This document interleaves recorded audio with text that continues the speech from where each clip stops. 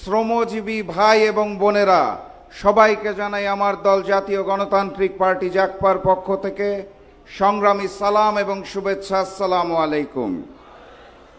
আপনারা কেমন আছেন? আলহামদুলিল্লাহ।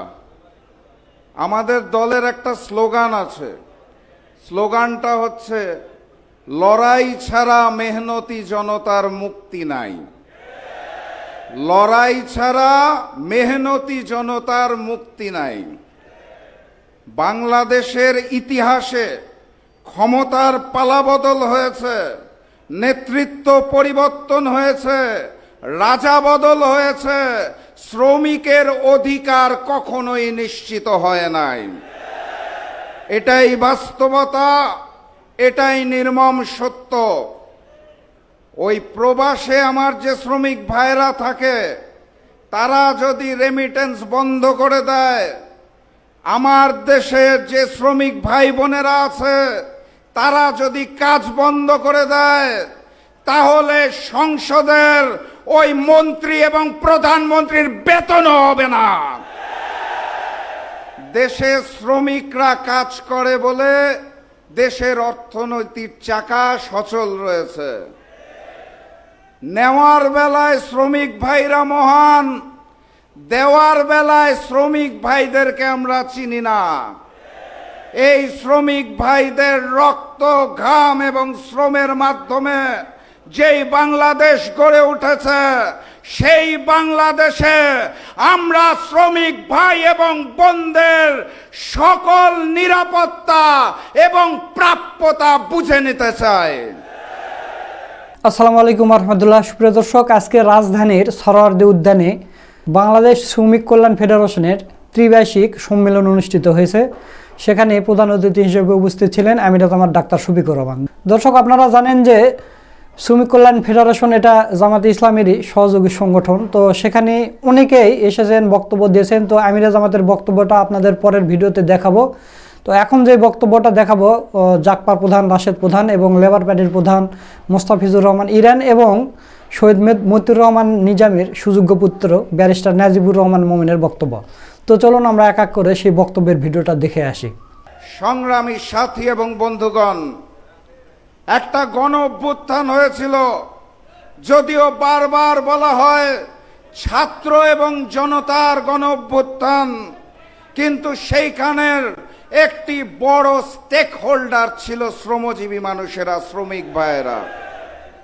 সেই শ্রমিক ভাইদের আন্দোলনে হাজারো শহীদের রক্তের বিনিময়ে আমরা যেই নতুন বাংলাদেশ পেয়েছি, সেই বাংলাদেশে আমরা আশা করেছিলাম আর কখনো স্বৈরতন্ত্র কায়েম হবে না।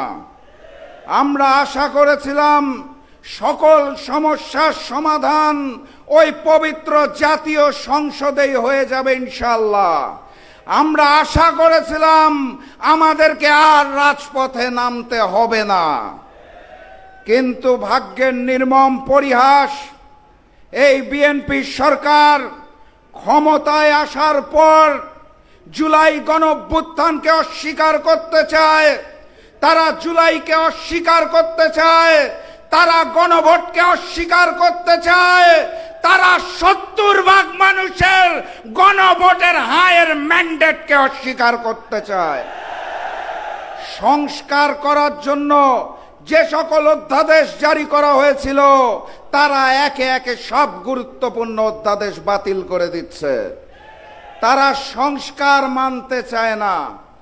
চিন্তা করে দেখুন, জুলাই সনদ সংস্কার সব বাদ দিলাম, জুলাইয়ের জন্য একটা জাদুঘর তৈরি করা হয়েছিল, জুলাই মিউজিয়াম। সেটাকেও তারা স্বাধীনভাবে চলতে দিতে চায় না। সেখানেও তাদের সরকারি হস্তক্ষেপ প্রয়োজন, তাদের নিয়ন্ত্রণ প্রয়োজন। তারা জুলাইকে এতখানি ভয় পায় কারণ তারা জানে জুলাইয়ে শুধুমাত্র ফ্যাসিস্ট শেখ হাসিনা এবং আওয়ামী লীগের পতন হয় নাই, সেই দিন ওই ভারতীয় আধিপত্যবাদেরও পতন হয়েছিল। জুলাই জাদুঘরে গেলে আমরা বারবার দেখতে পারবো সেই ফ্যাসিস্ট আওয়ামী লীগের পতন, সেই ভারতীয় আধিপত্যবাদের পতন। তারা সেই দৃশ্য আমাদেরকে দেখাতে চায় না। তারা জুলাইকে ভয় পায়, কারণ তারা জানে আমরা রক্ত দিতে শিখে গিয়েছি।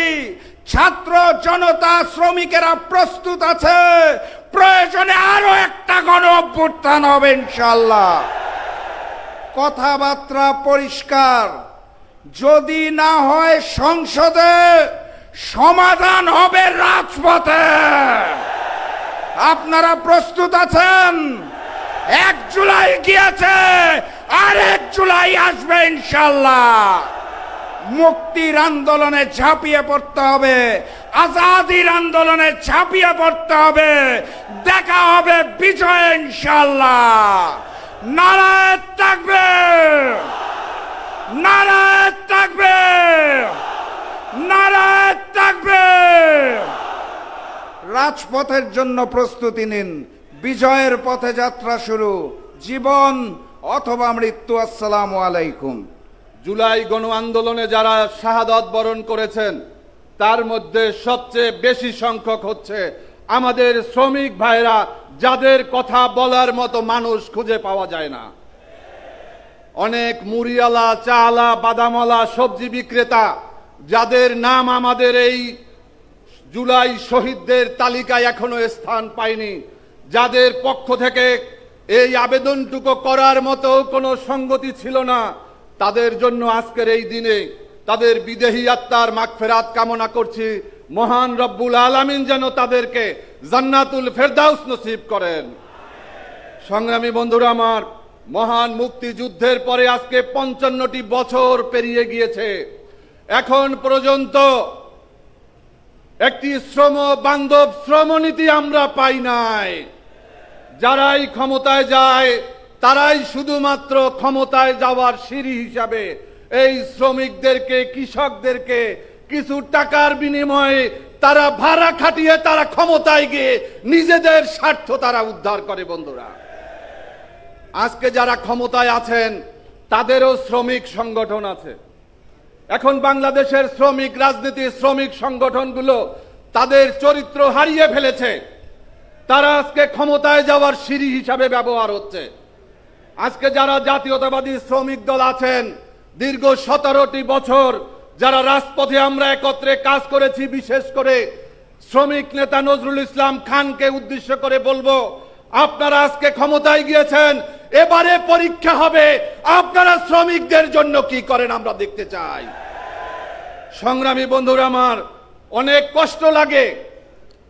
সকাল 8টা থেকে শুরু করে রাত 12টা পর্যন্ত, তারপরে নাইট করতে হয়, তার নাইটের পরে আবার সকাল 8টায় গিয়ে ডিউটিতে ঢুকতে হয় আমাদের গার্মেন্টস শ্রমিক ভাই বোনদের।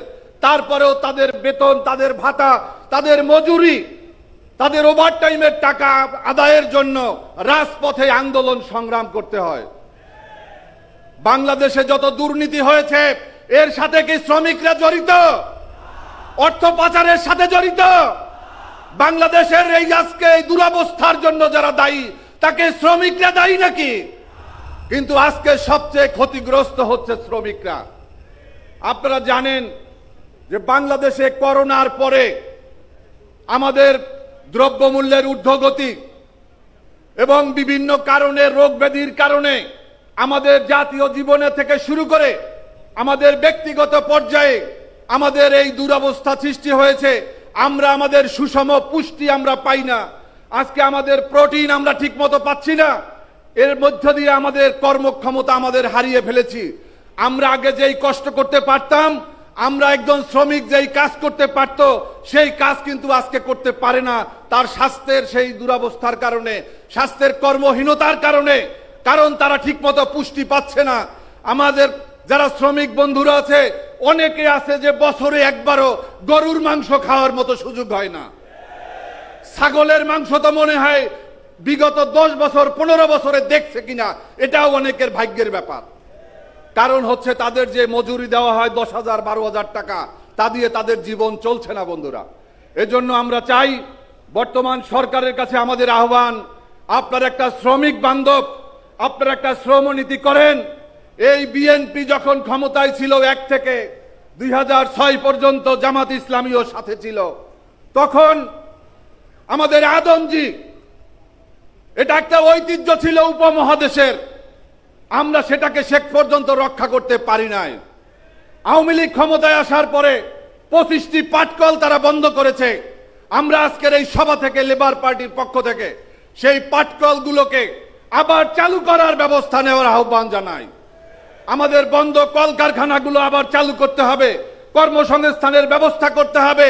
যারাই ক্ষমতায় যায় তারাই শুধুমাত্র ক্ষমতা ছাড়া, তাদের সুবিধাভোগী ছাড়া অন্য কিছু তারা বুঝে না। আমি আমার বক্তব্য শেষ করব। আজকের এই সম্মেলনের উত্তর সমৃদ্ধি কামনা করি। আগামী দিনে যারা দায়িত্বপ্রাপ্ত হবেন তারাও এদেশের শ্রমজীবী মেহনতি মানুষের জন্য তারা আরো এগিয়ে যাবেন, এই শুভকামনা রেখে আমি আমার বক্তব্য শেষ করছি। ওমা আলাইনা ইল্লাল বালাগ। আমার বক্তব্যের শুরুতে মহান রব্বুল আলামিনের শুকরিয়া আদায় করছি, যার অপার মেহেরবানিতে আজকে এরকম একটি শ্রমিক সমাবেশে উপস্থিত হতে পেরেছি। যেই শ্রমিকদের ব্যাপারে আমাদের প্রিয় নবী রাসূল সাল্লাল্লাহু আলাইহি ওয়াসাল্লাম বলে গিয়েছেন, আল কাসিবু হাবিবুল্লাহ, যারা শ্রমিক তারা আল্লাহর বন্ধু। অতঃপর দরুদ ও সালাম পেশ করছি মানবতার মুক্তির মহান দূত হযরত মুহাম্মদ সাল্লাল্লাহু আলাইহি ওয়াসাল্লামের প্রতি, যিনি আরো বলে গিয়েছেন, শ্রমিকের অধিকার শ্রমিকের ঘাম শুকানোর আগে বুঝিয়ে দিতে হবে। সম্মানিত শ্রমিক নেতৃবৃন্দ, আমরা জানি বিশ্বের ইতিহাসে শ্রমিকদের ইতিহাস একদিকে যেমন লাঞ্ছনা বঞ্চনা নির্যাতনের ইতিহাস, অন্যদিকে শ্রমিকদের ইতিহাস আন্দোলন করে অধিকার আদায়ের ইতিহাস, আন্দোলন করে ইতিহাসের গতিপথ বদলে দেওয়ার ইতিহাস। আমরা যেমন দেখেছি সেই 1886 সালে শিকাগোতে শ্রমিকদেরকে গুলি করে হত্যা করা হয়েছে, ফাঁসি দেয়া হয়েছে। একই সাথে আমরা দেখেছি আন্দোলন করে শ্রমিক অধিকার বুঝে নেওয়ার ইতিহাস। আমরা দেখেছি বিশ্বের বিভিন্ন প্রান্তে সেই রাশিয়া চায়না সহ ইতিহাসের গতিপথ পাল্টে দিয়ে জনতার অধিকার আদায় করিয়ে নেওয়ার সংগ্রাম। আমরা আমাদের 24 জুলাইয়ের বিপ্লবে দেখেছি শ্রমিক ভাইয়েরা ছাত্রদের সাথে এদেশের বিপ্লবী জনতার সাথে মিলে মিশে কিভাবে আমাদেরকে স্বাধীনতার স্বাদ পাইয়ে দিয়েছিল। সম্মানিত শ্রমিক ভাইয়েরা, সেই 24 জুলাইয়ের যেখানে শত শত শ্রমিক তাদের জীবন দিয়ে আমাদেরকে নতুন একটি বাংলাদেশের দেখা পাইয়ে দিয়েছে, সেই জুলাইয়ের চেতনা নিয়ে আজকে ষড়যন্ত্র শুরু হয়েছে। যেই জুলাইয়ের সনদ বাস্তবায়নের জন্য, নতুন একটি বন্দোবস্তের জন্য জনগণ গণভোটে 70% বেশি ভোট দিয়ে সেই জুলাইয়ের সংস্কার বাস্তবায়নের জন্য ম্যান্ডেট দিয়েছিল, সেই গণরায়কে আজকে অবজ্ঞা করা হচ্ছে, অস্বীকার করা হচ্ছে, বলা হচ্ছে এটা নাকি অন্তহীন প্রতারণার দলিল।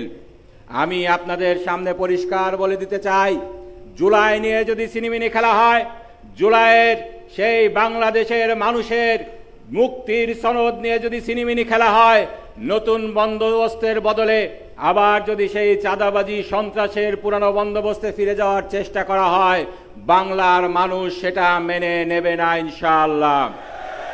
শ্রমিক জনতা যেভাবে 24-এ আন্দোলন করে দেশকে স্বাধীনতার স্বাদ পাইয়ে দিয়েছিল, দরকার হলে আরেকটি জুলাই আসবে, জনগণ দরকার হলে আবার রক্ত দেবে। জনগণকে যদি পার্লামেন্টে কথা বলতে দেয়া না হয়, জনগণের অধিকার যদি পার্লামেন্টে ফিরিয়ে দেয়া না হয়, জনগণ সেই আবার রাজপথেই তাদের ফয়সালা করে নেবে ইনশাআল্লাহ।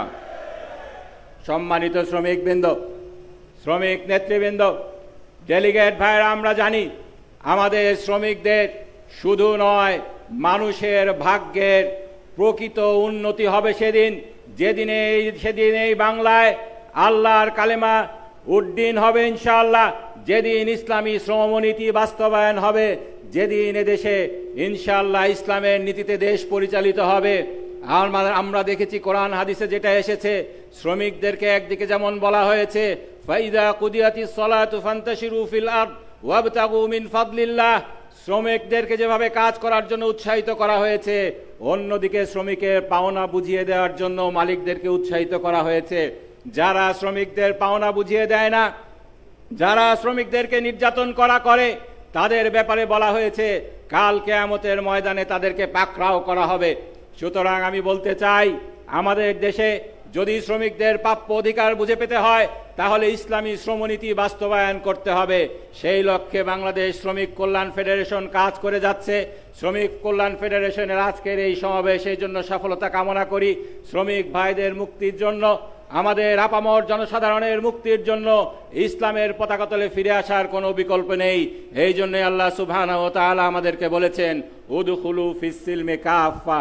ইনশাআল্লাহ সেই দিন খুব বেশি দূরে নয়, যেদিন শুধু বাংলাদেশের জনগণ নয়, সারা বিশ্বের মানুষ বুঝতে পারবে ইসলামের ছায়াতলে আল্লাহর আইন বাস্তবায়নের মাধ্যমে ইনশাআল্লাহ জনগণের মুক্তি আসবে, আমাদের দুনিয়ার শান্তি এবং আখিরাতের মুক্তি আসবে।